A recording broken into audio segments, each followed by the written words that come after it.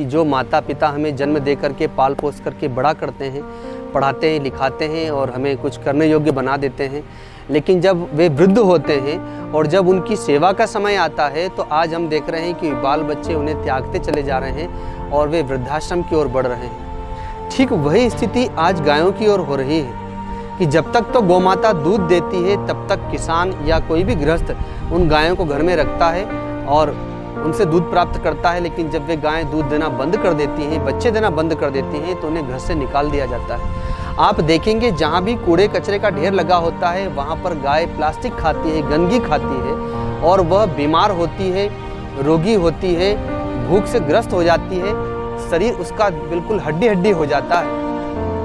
अब उस ऐसी परिस्थिति में या तो उसका एक्सीडेंट हो जाता है या वह रोगी हो जाती है। हम लोग जगह जगह जाते हैं, उन गायों को लेकर के आते हैं, एक्सीडेंटल गायों को या जो घर से त्याग दी गई हैं ऐसी गायों को या जो रोगी हो चुकी हैं ऐसी गायों को। और ऐसी परिस्थिति में जब उन गायों को लाया जाता है, उनकी सेवा की जाती है, हमारे पास में उस समय अर्थ का अभाव होता है, क्योंकि ये जो गौशाला है इसकी आय का कोई स्रोत नहीं है। गायों की संख्या में वृद्धि हो रही है, भूसा चारा की